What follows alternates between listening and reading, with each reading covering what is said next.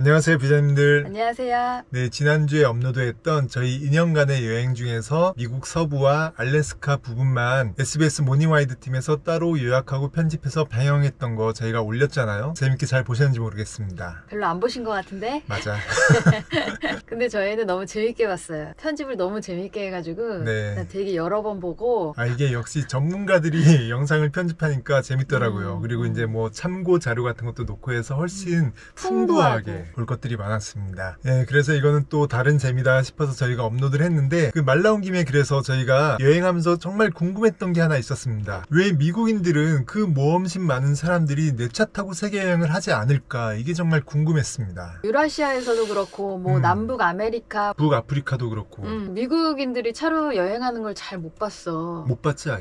거의 유럽 사람들이었지. 물론 이제 저희가 못 봤어도 있겠죠. 있을 텐데 저희가 한 번도 못 만났다는 건 그만큼 뭐 미국이란 나라의 규모나 인구에 비해서 정말 적게 다니는 게 아닐까. 근데 또 우리가 미국에 갔을 때는 진짜 여러 가지의 캠핑카들을 타고 여행하는 걸 진짜 많이 봤잖아요. 그럼. 캠핑장도 많고. 그래서 그게 더 궁금해졌습니다. 저희가 유라시아 대륙 횡단할 때는 자기 차 가지고 여행 다니시는 독일인들, 프랑스인들, 스페인들, 뭐 스위스인들 정말 많이 봤습니다. 그리고 북아프리카, 모로코나 서사하라 이런 데서는 또 프랑스인들 그렇게 많이 보였고 프랑스, 독일 차 엄청 많았지. 스페인도 많았고 남북 아메리카 여행할 때는 또 독일 사람들, 영국 사람들, 뭐 네덜란드 사람들 이렇게 종종 봤습니다. 그러니까 이제 유럽이나 이런데 좀 살만한다 싶은 나라의 사람들은 그렇게 여행을 많이 다니는 것 같아요. 근데 왜 미국은 다니지 않을까? 왜 못 봤을까? 그게 궁금했던 거죠. 우리가 이제 익히 알고 있는 미국인들의 이미지 하면은 정말 무모할 정도로 모험심이 가득하고 도전적이고, 그래서 뭐 달에도 인류를 가장 먼저 보내기도 하고 뭐 저기 태양계 밖으로 위성을 보내기도 하고 그런 사람들인데, 이 자동차 타고 여행하는 거 이거 별거 아닌데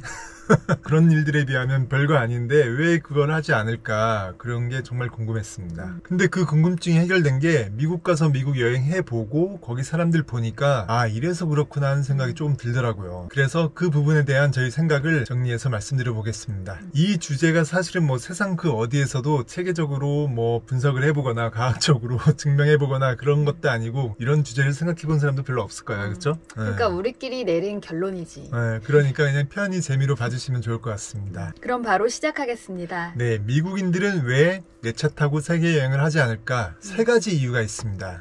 첫 번째 이유는 미국 바로 밑에 멕시코가 있기 때문입니다. 오버랜딩을 할 때 대부분의 사람들은 어쨌거나 자기가 속한 대륙을 먼저 하게 돼 있어요. 유럽 사람들도 유라시아 대륙을 가장 많이 하는 거고, 저희도 이제 러시아를 통해서 유라시아 대륙 횡단을 하고, 그럼 이제 미국인들도 아메리카 대륙 횡단이 가장 손쉬운 건데, 멕시코라는 나라는 오버랜딩을 할 때 처음으로 만나는 장벽이자 말 그대로 넘을 수 없는 벽, 넘사벽인 거죠. 여러분도 잘 아시다시피 멕시코는 여행 위험 국가, 치안이 불안한 나라로 유명합니다. 저희는 다행히 멕시코 일주하면서 어떤 뭐 위험도 없었고 위험한 일 당한 일도 없었지만, 그렇다고 해서 멕시코가 안전한 나라다 이렇게 얘기할 수는 없는 것 같아요. 그리고 맘 편히 다닌 건 아니었지. 항상 조심하면서 다녔지. 그치. 멕시코는 뭐 지금도 수없이 많은 갱단, 카르텔들이 정말 그냥 자동소총을 들고 자기 마을이나 자기 마을로 들어가는 도로를 지키고 있는 갱단들이 자경단처럼 그런 나라이기도 합니다. 그리고 뭐 이 마약 카르텔들에 의해서 지금도 어디선가 요인 납치, 살해 이런 것들이 번번이 일어나고 있는 나라이기도 하고요. 이게 어느 정도냐면은 멕시코에서 지난 24년 6월 달에 대선과 총선이 있었는데 23년 6월서부터 그때까지 한 1년 동안 납치돼서 살해당한 정치인들이 60명이 넘는다고 합니다. 어마어마한 거지 정말. 이게 말이 안 되는 거예요 진짜. 그러니까 저희가 정말 운이 좋았나 봅니다.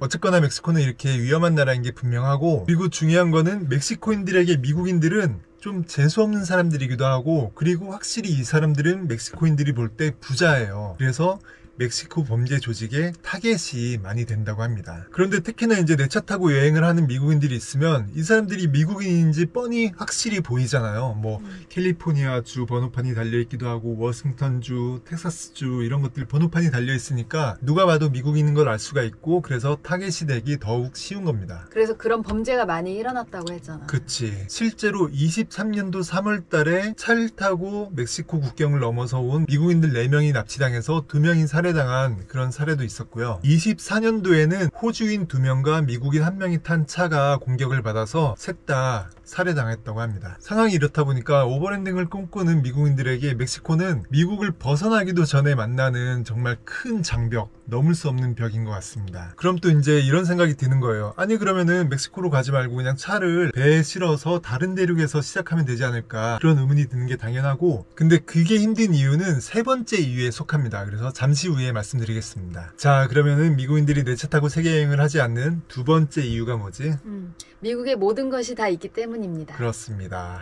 이게 정말 끝에서 끝까지 반나절이면 갈 수 있는 작은 나라에 사는 사람으로서 정말 부러운 일이에요. 뭐 부러운 건 부러운 거죠. 어쩔 수 없지 뭐. 미국은 땅덩어리가 정말 크다 보니까 좌우로도 크고 위아래도 크고, 그래서 지구가 가진 자연적인 현상들, 풍경들, 그런 것들을 이 한 나라에서 정말 거의 모두가 볼 수 있습니다. 물론 이 자연 풍광이란 게 세상 어디에도 똑같은 게 있을 수 없고, 그리고 또 미국에 없는 것도 있겠지만, 그래도 어차피 한 인간으로서 세상의 그 모든 것을 다 볼 수 있는 것도 아니고, 미국에 있는 것들만 봐도 정말 차고 넘칠 정도의 그런 땅인 것 같습니다. 근데 또 다른 한편으로는 여행이 뭐 자연 풍경만 보는 건 아니니까 그 지역 사람들의 삶의 문화, 삶의 방식 이런 것도 궁금할 텐데, 이게 사실 또 미국은 세계 최대의 다민족 국가인 거고, 특히나 중남미 사람들이 굉장히 많이 사는 지역이에요. 그래서 이 사람들의 문화, 삶의 뭐 방식 이런 것들도 충분히 경험할 수 있는 그런 나라이기도 합니다. 그러다 보니까 정말 위험을 감수하면서 굳이 나갈 필요가 없겠다, 그런 생각이 들더라고요. 미국의 대부분 지역이 사람이 살기 좋은 온대기후대에 속한다며.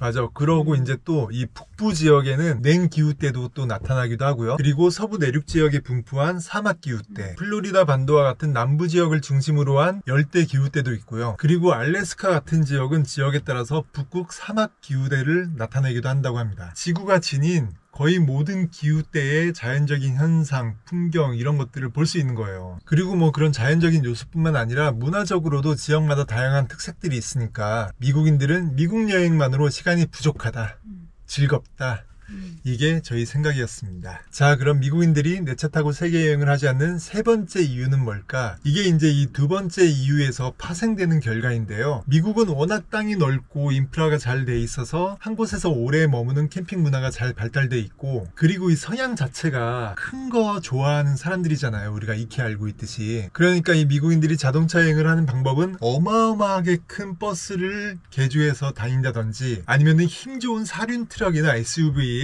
큰 캠핑 트레일러 이런 걸 달고 다니는 그런 형식의 여행을 많이 하는 것 같더라고요. 내가 제일 놀랐던 게 정말 큰 캠핑카를 가져가는데 그 뒤에 차를 매달고 다녀. 그치. 근데 또 그 차 안에 오토바이를 넣고 다닌다던가, 그치. ATV를 싣고 다닌다던가, 엄청나. 그러니까요.